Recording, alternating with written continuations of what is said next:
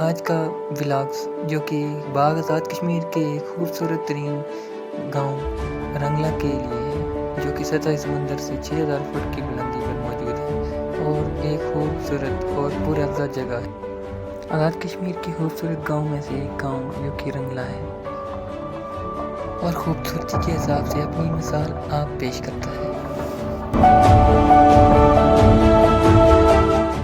तो अभी आपको दिखाता हूँ रंगला के कुछ हसीन और खूबसूरत व्यूज़ जो कि आपको ज़रूर पसंद आएंगे।